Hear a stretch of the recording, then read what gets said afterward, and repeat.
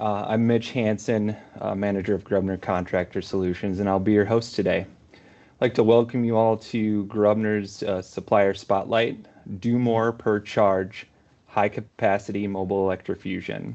I'd like to thank everybody for joining. Presenting today is Mike Anson from George Fisher Central Plastics, and I will kick it over to Mike. Thanks for joining, Mike, and thanks for presenting. Hey, thanks guys. Thanks for letting me join here. Let me see if I can share. Bear with me just a second here.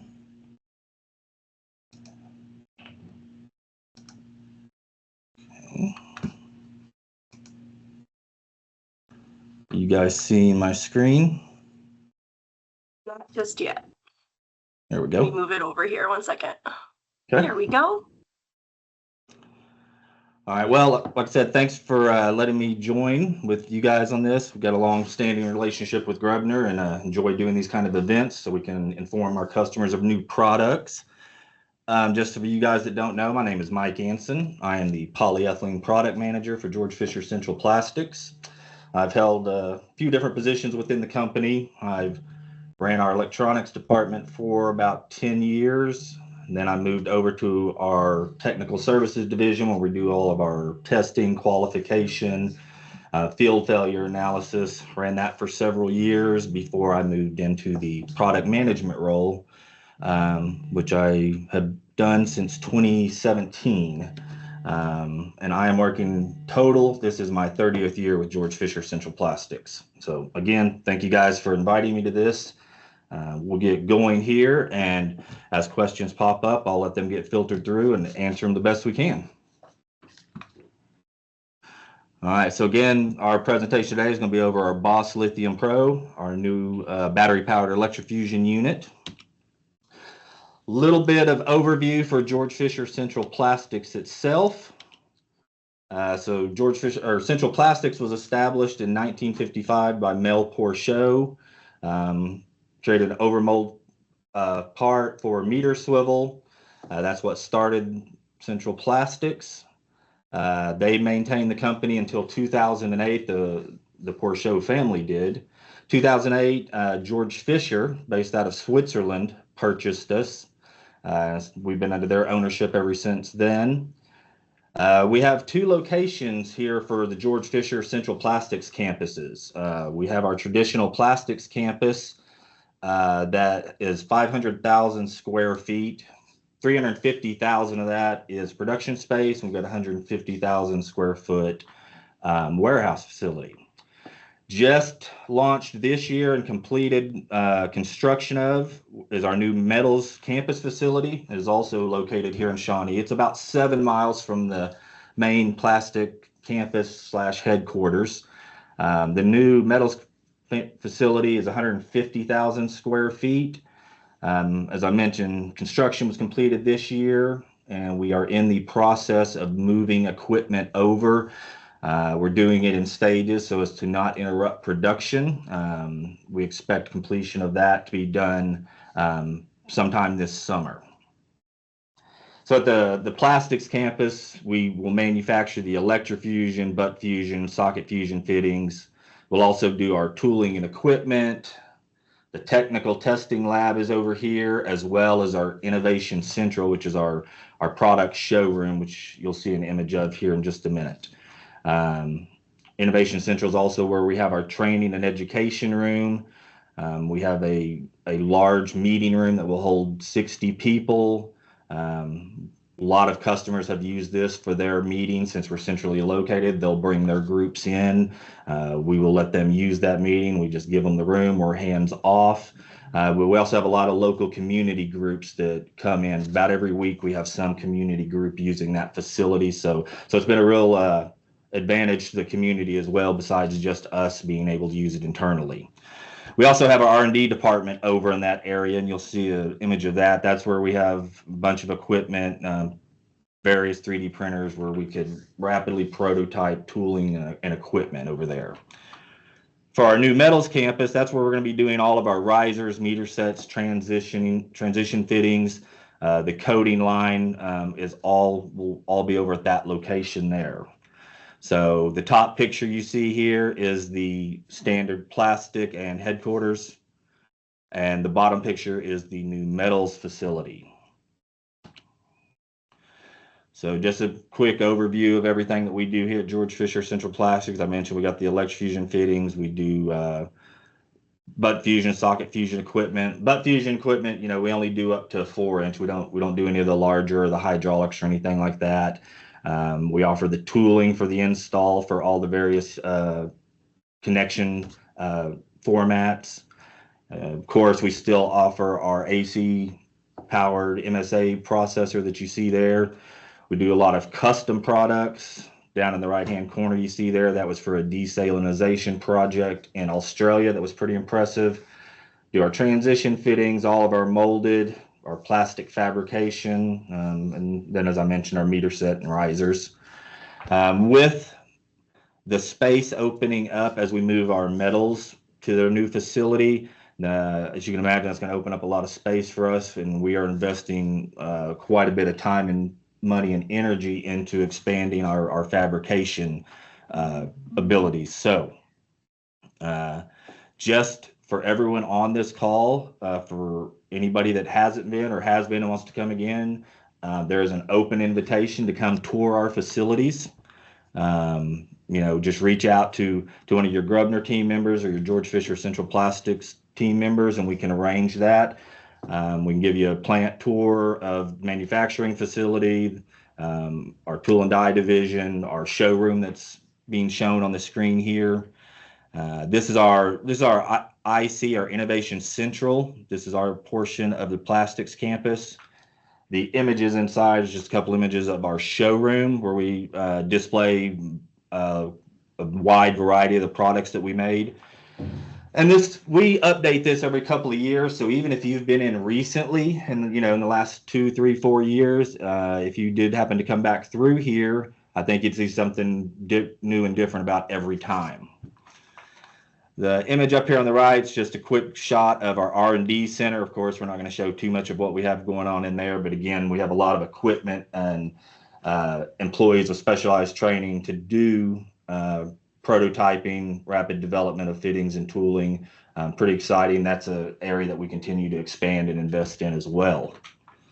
Down the lower right-hand corner, we do our training. So we have training for, socket fusion, butt fusion, electrofusion. We have 2 versions up through 12-inch.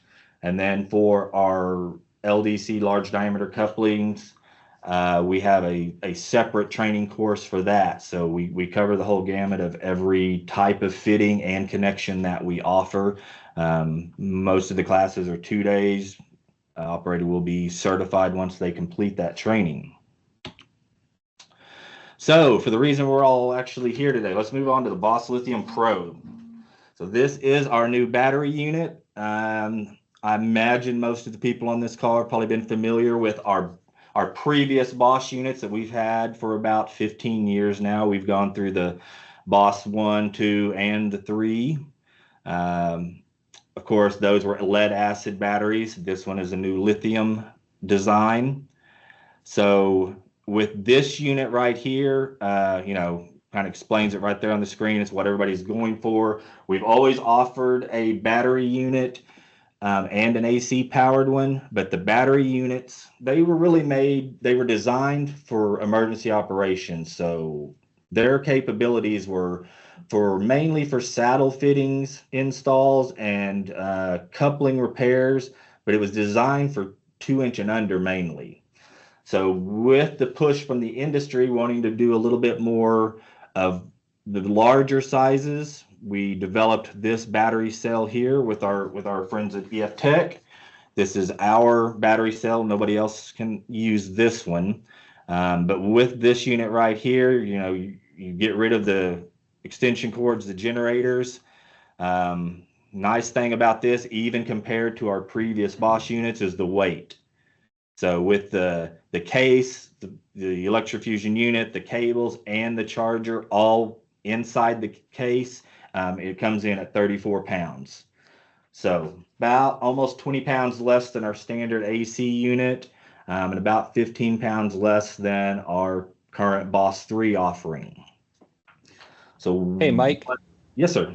Sorry to cut you off there. We just had a couple questions. One would be, is there cost for training? And then also, what does BOSS stand for? So first one, the training. So yes, if they want a certified operator, yes, there is a cost for training. We have our training coordinator, Jenny Bowie, that we can reach out to. If anybody needs this information, I'll be happy to provide it. She can provide the pricing and what the requirements are. Again, some of the classes are 2 days, some are 2.5 days, as we do class training, and then the students will actually move on to the hands-on portion. There is written test required with these. Even though our goal is, we will do the training, we will help them every way we can. Once the student starts the hands-on training at the final assembly portion, it's up to the student to take everything that they've learned and apply it to actual application of doing a fitting install. And if they don't pass the written test, or if they don't follow the procedures, there's no guarantee that they'll pass. Again, we do everything we can to educate them and help them out. But it's a pretty good course. I mean, it's not just a quick couple of hours. Here's how it is. Watch me do it, and then you're certified. It's pretty in depth. And then as far as the BOSS, it is battery operated service system. It's, like I said, we've had the BOSS unit for about 15 years now. That's the name that we came up with then, and we wanted to continue with the BOSS name, as that is what is known as the unit offered by George Fisher Central Plastics. Any other questions real quick? Where do you send the box for calibration? So for the calibrations, the good thing about this unit is it doesn't necessarily have to go back to EF Tech. It can be done by a George Fisher center or your local Grubner center that currently does your calibrations. So we'll be able to trim down the time and the turnaround time on that for sure. Thank you. Yes. So as far as our thought process behind this unit, we've talked to several in the industry, and ask them, what do you really need? I mean, what are the sizes you're most commonly using that you will need a battery unit that you can make the most use of in your system? So our thought process was, we want to make a unit as light as possible, but as powerful as we can get it while maintaining that lighter weight. I'm sure a lot of people on here know, I mean, for 25 years, as I've gone out and discussed and talked about Electrofusion processors, almost every time the first question I get is, when are you guys going to make those things lighter? Well, this is our end game of doing this with this lithium unit right here. Main reason it's lighter is it doesn't have the 30-pound transformer that the AC powered units require. So again, that's a little bit of our thought process. We wanted to know really what the customers needed in the field. They needed to be able to do a bunch of, the small fittings, the 3/4 inch and 1 inch needed to be able to do 2-inch, but they also needed to be able to do some 6 and 8 and occasionally a 12. So that was the design we went after here.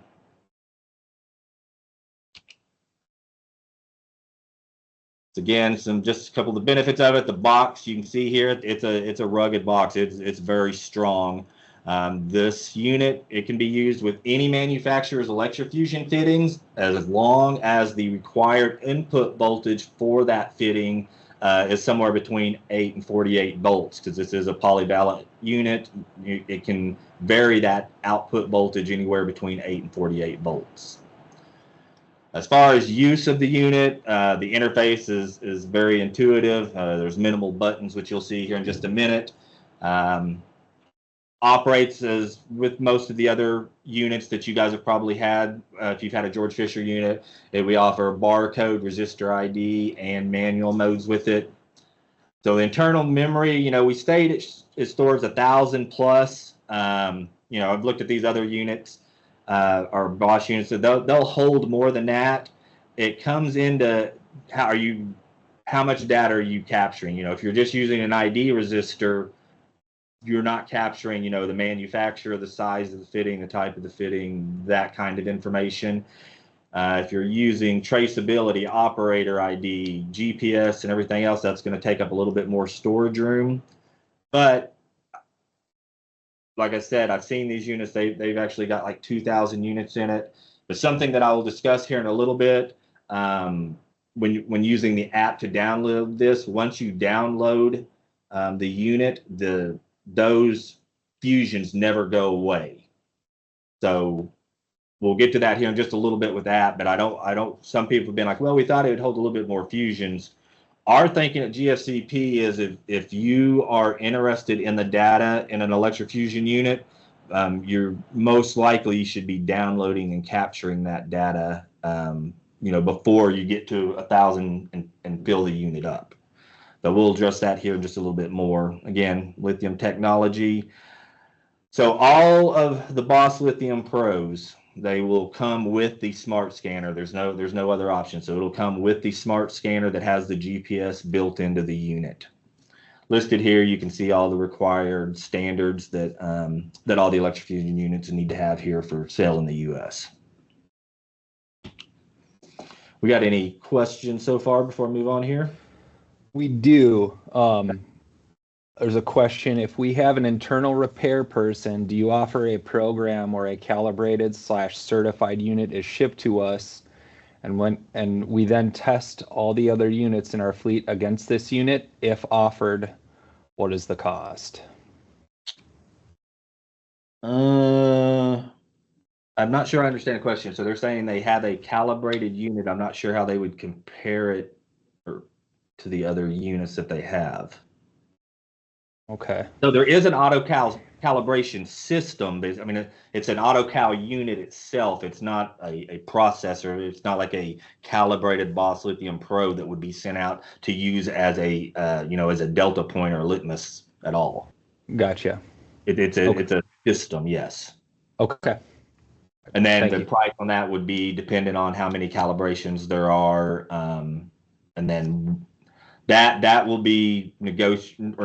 That will be set up on an independent basis, because for some people it will be better to have like a Grubner or George Fisher representative do this if they only have a few units, due to the cost of the AutoCal system, if that makes sense. Yes. Thank you. Yep. Any others before I move on to the next screen here? That's it for right now. Okay, so what we're looking at here now is just the basic overview of the Boss Lithium Pro. So as I mentioned, the system is very intuitive. You got a stop and start button and up and down arrow. So you've got your basic screens. You got your startup screen. It'll do a self-diagnostics and a calibration check as it rolls through the normal startup screens. And then you will use a combination of the up and down or start and stop buttons in conjunction as you power the unit up to access more configurations that are embedded within the unit as far as being able to turn certain features on, off, to disable them so that they don't show up, to make them optional, exceptional. And all these options are discussed and shown in the operation manual. So just there on the right, again, a basic layout. You can see your output cable, your buzzer, your alarm, which is much louder than on previous models. I will tell you that just from my testing of the units. Then we got our charger point and an emergency stop button, power button on the side there. So again, pretty basic setup. That's by design. We want this simple to use for the operator in the field.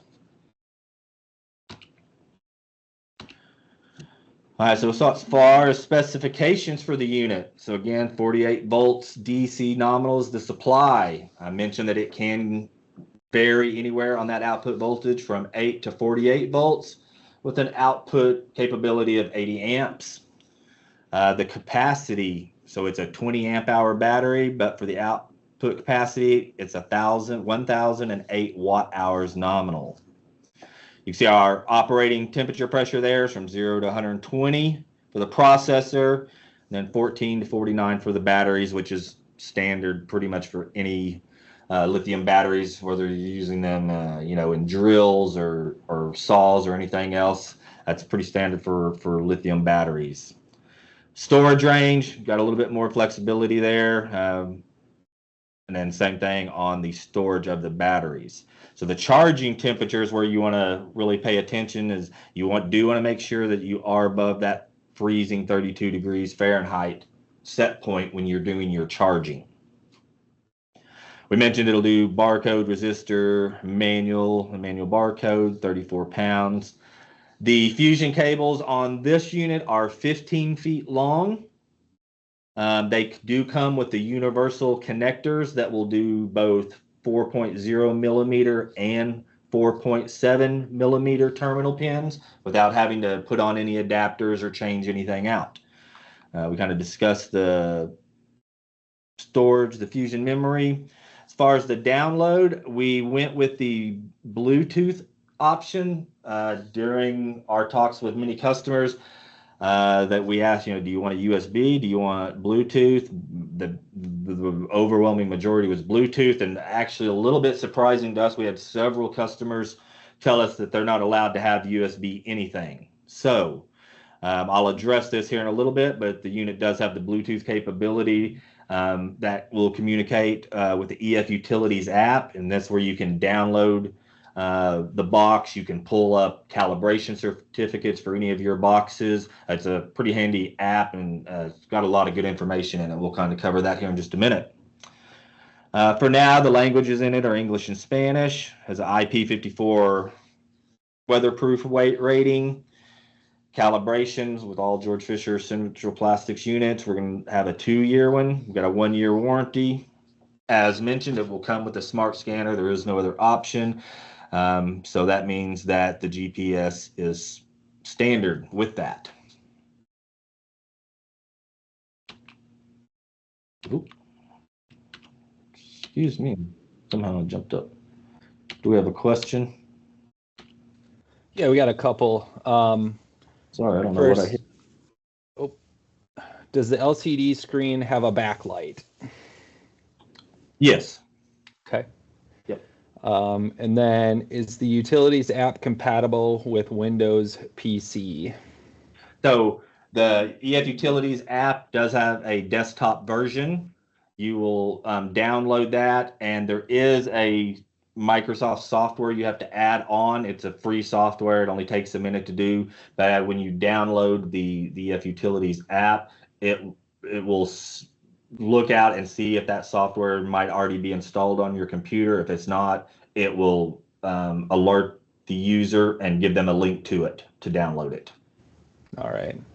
So the unit can be Bluetooth directly to a laptop computer as well. So you've got a mobile device, or you can use your laptop or desktop computer. All right. Got a few more if you're ready. Sure. All right. Is the unit intrinsically safe with Bluetooth function? No, I've been working with Electrofusion processors for almost 30 years. I'm not aware of any manufacturer that will say their Electrofusion processor is intrinsically safe. So the answer is no. None of our units we have ever said will be intrinsically safe. All right. And then next one, does this unit have integration built in to pair with Fusion data loggers, such as the McElroy Fusion data logger? That we are already in talks with that and expect that shortly. Okay. And then can the tips be exchanged for a different style of universal tip? Not sure I understand the question. These are the ones that were designed for this unit. So the thread pattern that you're seeing on the screen there is specifically for the connection into the head of the fusion cables. Okay. I'm not sure what other adapters means. I apologize for not understanding the question. No problem. And then can the smart scanner be programmed to start the fusions on the scanner? Yes, it absolutely can. Now, by default, it is not. But yes, I mentioned some configuration settings earlier. That's one of the ones that's addressed in the operation manual. If you want to be able to start and stop your fusion by using the smart scanner, you can absolutely turn that function on. So with the smart scanner here, for those that have not used one of these before, when you scan the fitting, the information is actually displayed on the smart scanner display that I'm circling here with my cursor. So anyway, pretty basic on the output cable. You know, we've got our ID resistor side and our standard. Keep in mind, you know, there's other battery boxes out there. Some are not capable of reading the embedded ID resistors that are in many of our fittings. This unit will do both. It'll read that embedded ID resistor, or it'll do the barcode mode as you like. So as with the MSA 340 that I'm sure many on this call have, the ambient temperature sensor is in the same place. It will be in the netting connection where the scanner is connected to the fusion cables with that Canon connector there. And we've kind of discussed the ID resistors a little bit. They're color coded. The red, of course, will be for the use with the embedded terminal pin side of any of our EF fittings. We'll move on. So operations, we talked about the barcode fusion mode. So you, of course, use the smart scanner. If for some reason the smart scanner is missing, you've been broke, something happened to it, you can enter the 24-digit barcode using the keypad. So some people refer to this as manual mode. It is in a way because you are manually entering the 24 digits of the fusion barcode. But as far as the Electrofusion machine is looking at it, it's just barcode. It doesn't matter if it's scanned or the 24 digits are punched in. It looks at it from its point of view the exact same way. It will do all the pre-checks and tests that it would do just as if you scanned it. I bring that up because I'll talk about a true manual fusion here in just a second. The second function we have, mode of operation, of course, is the ID resistor fusion mode. So as I talked a little bit earlier about, most of our fittings will have an embedded ID resistor with an ohms value in the one of the terminal pins of the fitting. So this unit will be able to do that. And as mentioned, the connector tips are universal. You don't have to use any kind of adapters that you've done in the past. So the manual fusion mode. So this is a true manual. This is where if you don't have a scanner, if your label may have been tore off your fitting, but you can see molded into it, it's 40 volts at 60 seconds. You know, if you're at a construction site, you've got a road shut down or something, you need to get this last fusion done, that's where I would look at this manual fusion when it should be used. I think crew leaders or business owners should decide who has access to use this mode, because you are going in and you are punching in, I want the unit to output 40 volts for 60 seconds. And so by doing it in this mode, you are bypassing any of the checks and balances. And by that, I mean comparison from embedded coil resistance to actual measured coil resistance. In this true manual fusion mode, you are bypassing all that. And it is just telling the unit, here's what I want you to do. So that's what it's going to do. I'm kind of stressing this because if the operator, if it's a 60-second fitting and the operator actually put 600 seconds in, again, the unit has nothing to tell it, hey, this could be a problem. So it's just going to try to do it. So when we do our Electrofusion training and we talk about this to me is a kind of an emergency situation that should not be used all the time. And one other additional comment on this is if you do happen to be using a competitor's fitting that has temperature compensation, you're going to need to know what that temperature compensated value is. So keep in mind, the nominal temperature for Electrofusion is 68 degrees Fahrenheit. So if a fitting has a fusion time on it, that's what it's most likely going to be at. It's going to be 60 seconds at 68 degrees. But if it's 90 degrees, well, that temperature compensation that would normally be done in the barcode mode now needs to be calculated by the operator. And I don't know how many operators out there have the formula to calculate that out. So that's just another reason that I offer caution on this. And just so you know, the ID resistor and the manual mode can both be disabled so that they're not an option for the end user. The barcode fusion mode is the only mode that cannot be turned off at this point. Any questions on this before I go on? There's a question in the chat, if you don't mind.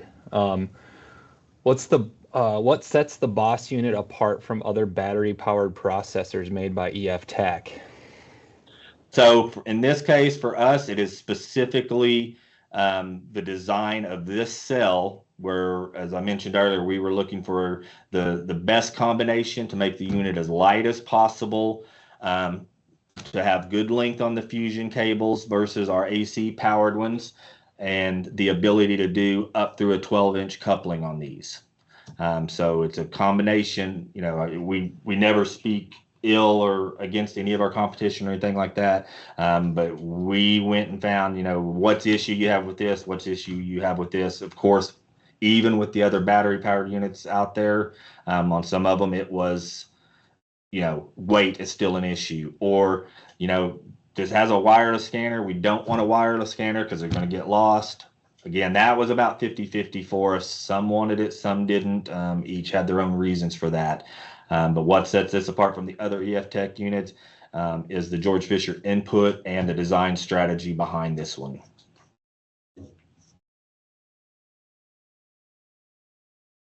Thank you, sir. Yes, sir. Is that all on the questions for now? Yes. All right, I'll move on then. All right, so just going over, this is by no means all the configurations, because like I said, you can go in and turn the CP mode off. You can turn the manual mode off. So there's a lot of other options on there. Just some of the quick overview ones of traceability. This is something, you know, it's been around for several years now. All the pipe has a traceability barcode on it. It's the ASTM F2897. It's a 16-digit alphanumeric barcode. It is separate from the Fusion barcode. The Fusion barcode is 24 digits. It's all numerical. It tells the processor, here's all the electrical characteristics to make a successful joint here. The traceability more has to do with the genealogy of the material it belongs to. So as far as the resin material, when it was made, who the manufacturer is, all that kind of information. So that's been around for several years now, but I'm having more and more conversations with more and more customers that are like, yeah, we know about it. We're being told we probably need to move that way to start capturing it. So as with our MSA unit, this unit has the ability to capture the traceability of the pipes and the fitting. So, you know, if you're doing a coupling, you can scan the traceability of that coupling, and then you can get both pipes. It just depends how data detailed your organization requires. So a couple options on this. It comes default as off, so it never even appears to the operator in the field. You can turn it to the on status, and it'll prompt them for a traceability code, but it's not required. If they don't put one in, they can simply hit the start button and bypass that.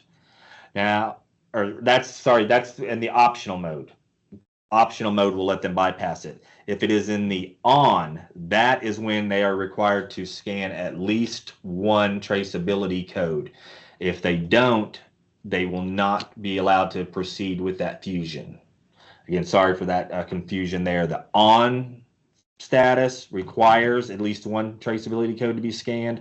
The optional, as it states, they can do it or they don't. If they don't want to enter anything, hit the start button and move past it. Moving on to the operator ID, kind of the same thing. This one's really, a lot of people have been asking us for all of our units, hey, how do we turn this on? We want to know who's responsible for this joint, this particular joint. So again, it's an option we have here. Default is off, so it never appears as a prompt on the screen. When you turn it on, it enables the operator. It's basically kind of a free text. It's alphanumeric, and it's 10 or maybe 12 characters. I'm sorry, I don't remember exactly which, but we have some customers that they want to use their employees' ID number, or maybe just their first name or something. But that's what the on in this case is for. If the operator ID is set to scan, well, then that brings into play the 30-digit ISO 12176-3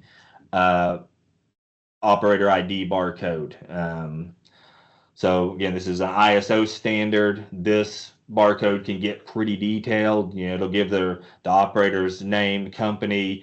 You can set an expiration date. A lot of companies require their operators to be qualified annually. So you can set a expiration date in here that if this operator tries to go do a fusion and he's past his qualification date, it'll stop him.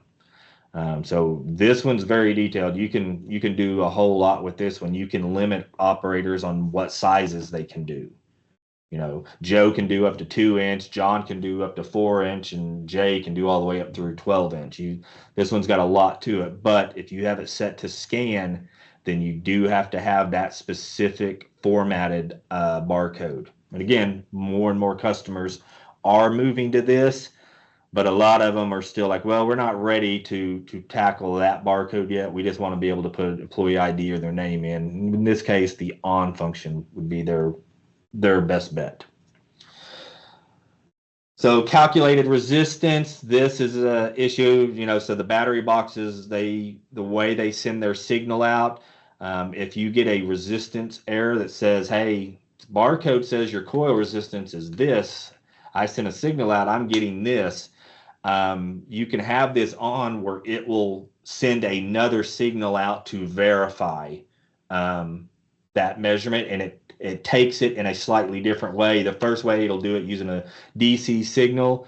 If it gets that resistance error, again, you're just wanting to make sure that it's not something going on, a bad connection or whatever. So when it sends out a second one, it'll calculate that resistance based off the fusion voltage and current, and to compare that against the ohms value that it's reading. So there's that one. Battery capacity. So the thing to remember with this battery box is, as with most of them, you hook up a fitting and it does not have enough energy left to do it, it will not let you start the fusion. It will just tell you do not have enough to do it. Any questions on this? I would like to say, and I may be speaking to something everybody knows, but I've had this conversation and some people are not aware. The lithium batteries today are not the ones that, a bunch of us bought with our drill and saw kits 10, 12 years ago, and our older batteries where you wanted to run them completely down before you recharge them. That is not the way the lithium batteries today are operated. So, with this unit, you can use this thing all day long with the battery that we have in here. And, if you still got 60 or 70% at the end of the day, you can still go ahead and plug it in. I mean, it's good for it. I just want to stress, because I had this brought to me that, well, so how, if we have this much energy, or how do we get rid of that so we can take the charge all the way down? And that led to this conversation. So I kind of want to bring it up anytime I talk to a group. This is different than your previous iterations of batteries. So these can be charged no matter what level they're on. There is no memory, which was the issue for previous versions of rechargeable batteries. I hope I did not just muddy the waters on that. Got a question. Does the processor have a battery charge meter on the screen? So, yes, it tells you if you've got 90%, 70%, 80%. It has that. The charger that comes with the unit, it's purposely made to be very simple. You got 2 red lights going. That means the charger has power. Second red light means it's charging. Once the second red light turns green, you're fully charged.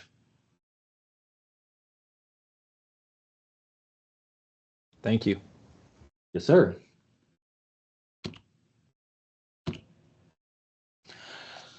Okay, so this is where we're going to get into a little bit of showing you the utilities, EF Utilities mobile app. So as you see here, you can get it for Apple or Google's. It's free. You can look up your Fusion records stored to the database. And how this is done is when a customer gets their unit, they will reach out to EF Tech and register those units. And then they will be given specific access only to their units. Nobody else has access to it, only that user. And whoever they decide to give the information to. But if a customer has 10 units, they can register all 10. They can use this EF mobile app or the desktop app, and based off of serial number, you see Electrofusion machine search here. You click on that, you put the serial number of your unit in, it'll pull it right up and all the data that's associated with that unit. The good thing is you can also pull up the calibration certificate. I'm sure several of you, my friends at Grubner, have had this happen. I have it happen several times a month. I'll get a call from somebody in the field, and they've got an inspector there, and they want the calibration certificate. Even though there's a sticker on the machine, the display when they turn it on shows it's calibrated, they want to see the certificate. Well, we put a printed version of our calibration cert in with all of our units, but we know in the real world, when the operator's out there, they're trying to get a job done, that piece of paper is kind of in their way with the rest of the tooling that they're trying to get out. So they do end up getting lost. With this right here, though, you can pull up that calibration cert and they can show it to the inspector right there in the field. Or if they need to print one off, they have that option. So something else with the unit, again, you got the Bluetooth capability. You can scan barcodes. It will do the linear 2D barcodes, or it'll do the QR Aztec type codes as well. Sometimes if you just want to see, hey, I don't know if this label is actually right on this fitting, you can scan it and compare it. So it's pretty easy. On the right here, just some screenshots of some of the items that you can see in there, so you can tell it lists when the unit is due, tells how many fusions there are, but then you can start delving down into a little bit more information. So we've got, it tells you how many it did, what this time is, tells you what mode it was done, whether it was barcode, fusion, manual, however the data input was there, it documents all this. And I'll show you just in a second what all you can be able to see, because this unit captures almost 40 points of different data. So these are just a little bit of screenshots of what you can see and delve into as far as your options and looking at your memory are. But so this software, again, is pretty basic as far as use. Going in, there's some very nice features to go in here and look at. But this is also an expanding network of this technology, because customers are asking, hey, can you manage this? Can you do this? Can you do that? So if you have something specific that you have questions about, or wonder if is an offering as far as data management and collection for this, please reach out to us and let us know, and we would sure love to have a talk about that and see what we can do. So again, this is the mobile app here. Then we have the PC based. It's the same app. Once you register your fittings, your password and everything, it doesn't matter if you're using the mobile app or your EF Utilities PC version, you will have it. So again, you can look at Fusion records, calibration records. Here it mentions you can connect via Bluetooth, which is what this machine is. It also has USB cable. The Boss Lithium Pro, as I mentioned earlier, does not have a USB port. We left this in here because the old Boss 3 units do, and it uses the same software. So again, if you have some of the Boss 3s in your fleet, you can register those, and you can look at those as well as the Boss Lithium Pros through the app. But one thing with this, let me move on just a bit more here, the Fusion data. So again, EF Utilities app, and how you register and everything, this is also addressed in the operation manual, or if you're curious about it, reach out, let us know, and I can send you some information on that. But this is just a quick screenshot of the data that's collected. Like I said, I think it's 38 points of data, everything from your generator highest input voltage to the lowest. You know, if you've got a fluctuating generator, we're going to be able to see that here. It also measures the frequency. A lot of times I get calls and they're like, hey, having power issues, my generator's running fine, you can hear it. Well, the motor on the generator may be running fine, but the signal, the generator itself may not be. Again, right here, we capture the high frequency and the low frequency. So we're seeing a double tap across that zero boundary crossing. We're going to be able to help diagnose that a little bit quicker. Keep in mind, you know, if you guys are using barcode mode versus CP mode, in the barcode mode, embedded in that coding of that 24 digits, you know, it lists the manufacturer, the size of the fitting. Is it a coupling? Is it a tapping T? Is it a high volume tapping T? What material it is? Is it P4710 or 2406? It has a lot of information, whereas if you use the embedded ID resistor, it's going to show 60 seconds. It'll show how long it fused, but all it's doing is taking an ohms value, converting it to a time. So it doesn't know who made it. You know, is it a coupling? Is it a tapping T? So this is all the information that can be acquired, but it depends what mode you're using of how much data you're going to collect.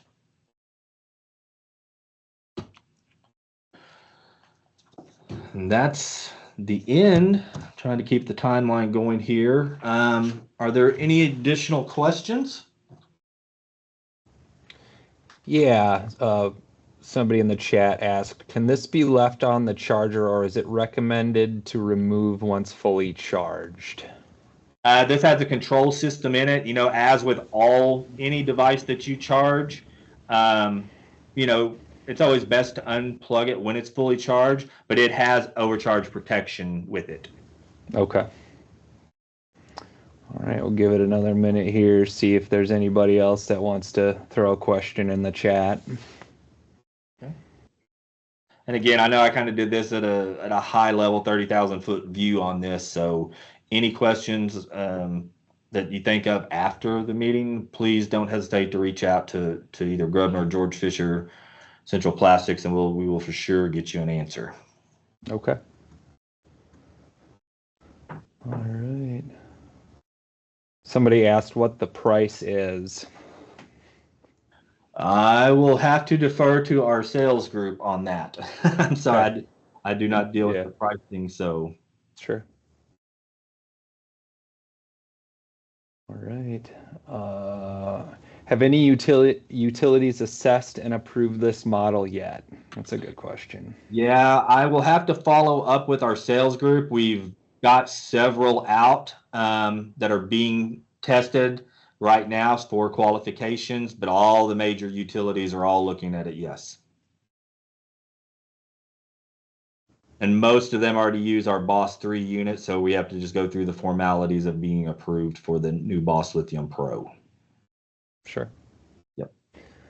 All right. And then another question, is there any maintenance to be performed regularly on the unit?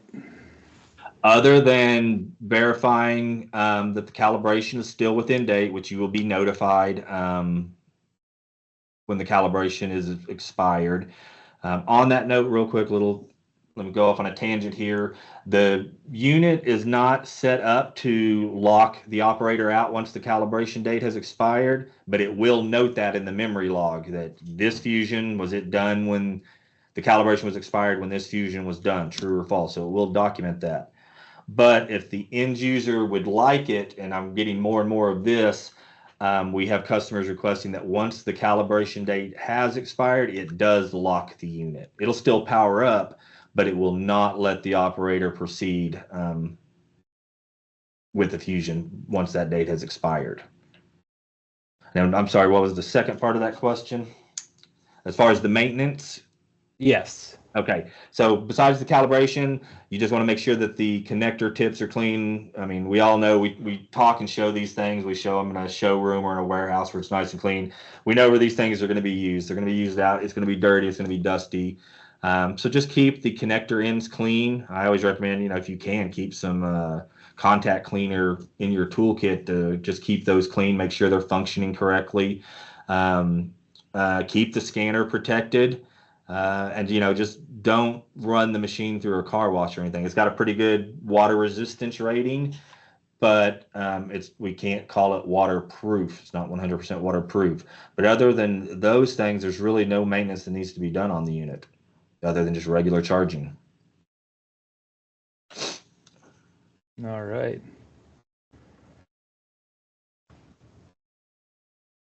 Another question here. Is there a way to quiet the speaker? Me? Or No. Just on the unit. Quiet the speaker on the unit.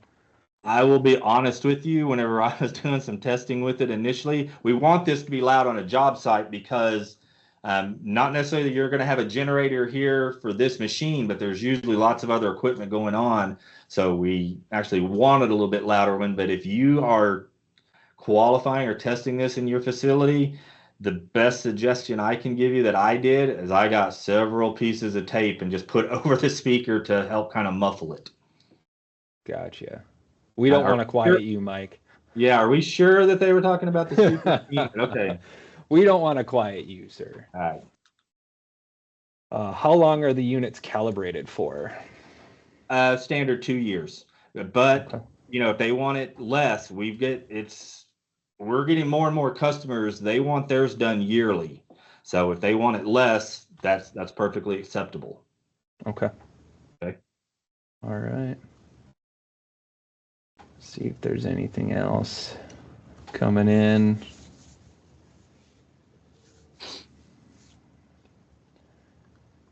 All right. I think that would be it. Anything else anybody want to throw in the chat?